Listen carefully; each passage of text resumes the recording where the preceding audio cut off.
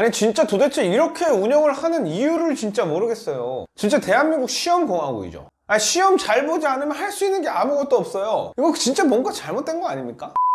안녕하세요, 현명한 현명씨입니다. 이번에 역대급 불송이다 보니까 자기 실력과 굉장히 무관한 점수를 받은 애들이 너무 많아요. 특히 국어가 너무 어렵게 나오면 이거 보통은 실력 그 자체보다 멘탈의 문제가 너무 많이 영향을 미치는 시험이 돼버려요. 우리가 멘탈 좋은 애들 뽑으려 하는 겁니까? 왜 멘탈 좋은 애들 뽑으려고 그러는 게 아니라 장기간에 걸쳐서 오랫동안 좋은 연구나 공부를 할 수 있는 그런 학생들을 뽑고 싶은 거잖아요. 근데 이게 맞나요? 그리고 특히 6월, 9월 그런 흐름과 전혀 상관없이 이렇게 나와버리면 운적인 요소가 너무 중요해지죠. 특히 국어 화작 선택자들은 화작이 갑자기 어려우면 보통 화작 먼저 푸는 애들도 많은데 국어가 시간 조절이 얼마나 중요한 시험인데 이거 다 망가져 버리잖아요. 그 현장에서 화작 어렵게 나왔네? 남들도 어렵겠지? 그러면서 난 나의 페이스대로 열심히 풀어야겠다. 이런 사람들이 몇이나 되냐고요. 이게 나만 어려운 건지 아니면 시험이 어려운 건지 그런 게 분간이 안 되면 즉시 그냥 멘탈 나가버리는 겁니다. 근데 뭐 실력 있는 애들은 수능이 이렇게 나와도 100점 맞고 97점 맞고 막 이러죠. 국어 같은 것도. 사실 뭐 공부 진짜 잘하는 애들은 수능이 어려운 게 낫습니다. 내가 좀 더 좋은 대학교를 수월하게 갈 수 있으니까. 이 상방이 빨리 막혀버리면 예를 들면은 여기 1%랑 0.01% 사이에도 어마어마한 실력적인 갭이 있는데 근데 이 상방이 한 여기서 빨리 막혀버리면 1% 안에 있는 애들은 똑같은 표준 점수 받고 똑같이 점수 맞잖아요. 그러면 이게 또 문제입니다. 막 실수로 하나 틀리면은 막 그것 때문에 내 실력과는 별개로 딴 데 갈 수도 있잖아요. 사실 이번 수능은요, 문제로만 보면 굉장히 잘 냈어요. 6월, 9월에 문제됐던 화작과 언매 사이의 어떤 그 표준 점수 격차, 그거 다 해소됐죠. 수학도 선택 과목 간의 표준 점수 격차가 되게 컸었는데 그거 많이 해소됐죠. 아이들이 개념 위주로 사고하면서 풀지 않으면 풀 수 없는 문제들로만 구성했다? 이거는 교육적인 목적에서는 좋다고 생각합니다. 그리고 사실 이렇게 내려면 교수님들도 훨씬 힘들어요. 아예 생전 찾아보도 보도 못한 문제들을 다 내야 되니까요. 영어 같은 경우 작년 12% 너무 쉬웠죠. 그런데 이번 컷이 대략 한 6% 정도 예상이 되는데 변별력 있게 냈죠.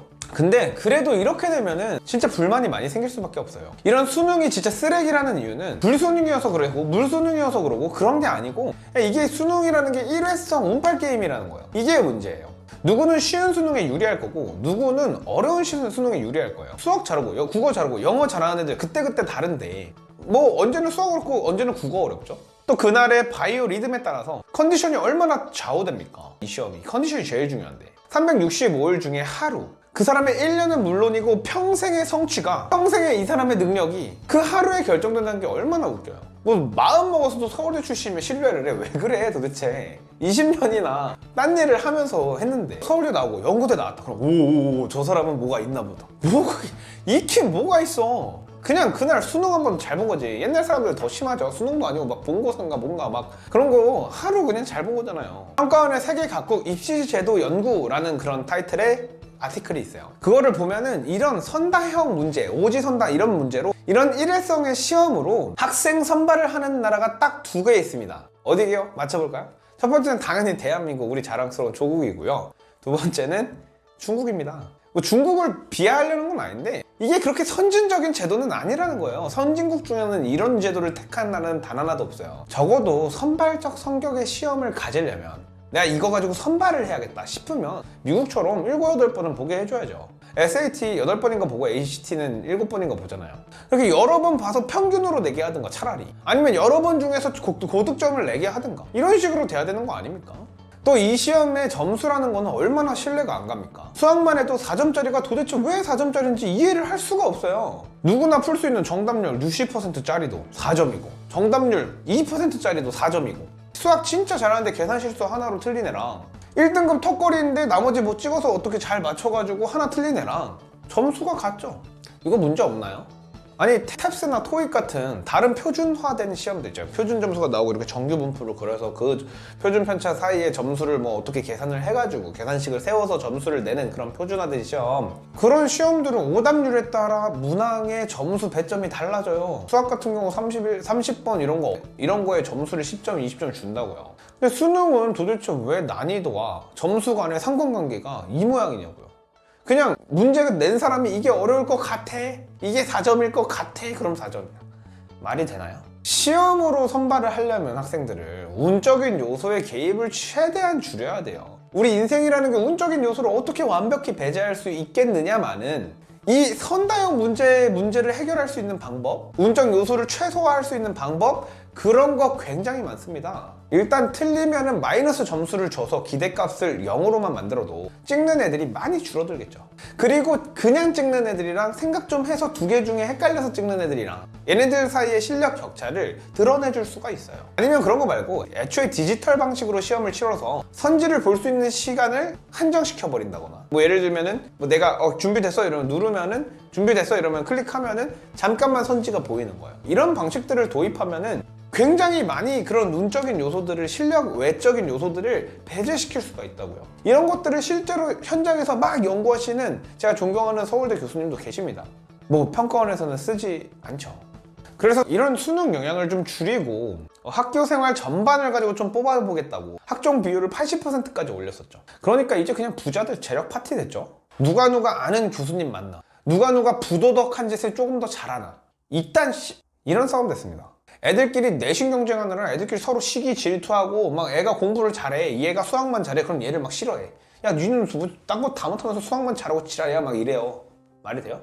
이런 일들이 비일비재했죠. 스카이캐슬이라는 드라마가 유행한 것도 이때쯤이고, 이게 드라마에서만 일어나는 일이냐? 절대 아니죠.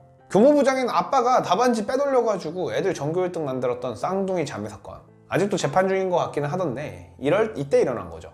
진짜 대한민국 입시판 이거 지긋지긋합니다. 친구가 평가원에서 일하기 때문에 제가 평가원 교수님들 얼마나 고생하시는지 잘 압니다. 교수님들이 몇 달씩 집에도 못 들어가고 막 호텔에 막 박혀있는데 얘가 막 그런 거 운전해주고 이런 일을 하거든요. 이 입시공화국에서 뭐 쉬어도 이러쿵저러쿵, 어려워도 이러쿵저러쿵, 이렇게 까다로운 조건에 맞춰서 출제한다는 게 쉬운 일이 아닐 거예요. 암만 그렇게 열심히 출제하면 뭐합니까? 시스템이 그냥 쓰레기인데 아이들이 승복을 하기 쉬운 구조야 승복을 하고 해서 재수 N수를 안 하죠. 그리고 자기가 승복을 하기가 쉬운 구조야 자기 실력 높이는 데 집중을 하지. 왜 인간 강사들이 스킬 막 알려주고 이런 것들 찾아다니고 무슨 학원 가고 무슨 과외 가고 무슨 막 어떤 방법이라도 있는 양 그렇게 공부를 하겠냐고요. 이거는 그냥 시험 한 방에 모든 게 왔다 갔다 하니까 그러는 거예요. 시험 관련된 과학적 연구나 개혁 사항들은 진짜 많습니다. 그런 거 위에서 연구 엄청 하고 고생하시는 분들 진짜 많은데, 근데 그 개혁이 지지부진하니까 그걸 실천으로 적용하는 사람들이 너무 지지부진해. 그래서 진짜 아쉽습니다. 어쨌든 이번 수능 보신 분들은 정말 수고 많았고, 제가 늘 하는 얘기지만 인생이라는 그래프를 우리는 그리고 있는 거예요. 근데 위로 갔다가 아래, 우리 주식 차트도 그렇잖아요. 위로 갔다가 아래 갔다가 위로 갔다 아래 갔다 이렇게 올라갑니다. 모든 것들은 그래요. 그렇죠? 등락이 있다고요. 저는 수능은 점에서의 미분값이라고 생각을 해요. 그 하루의 시험이 뭐가 그렇게 대단합니까? 올라가다가도 꼬꾸라지는 일도 분명히 있다고요. 그런데 인생은 반드시 적분값으로 평가받는다고 생각을 합니다. 그 노력이 전부 다 반영이 되어서 여러분의 뇌는 과소성이 있어요. 그 열심히 공부한 그 공부가 여러분들의 뇌를 전부 다 더 똑똑하게 만들어 줬을 거고, 여러분들이 더 역량 있는 사람으로 만들어 줬을 거고, 여러분들이 노력할 수 있는 그런 습관과 루틴과 그런 노력들을 할 수 있었던 그 경험이 여러분들의 자존감이 될 거예요. 그렇게 해서 여러분들의 인생은 반드시 그 면적제로 통째로 평가를 받을 겁니다. 수능이라는 게 이렇게 한계가 많은 시험이고, 이런 한계 많은 시험으로 한계 없는 내 가치가 1말이라도 줄어들지 않는다는 것을 꼭 기억하시고 용기 내셨으면 좋겠습니다. 감사합니다.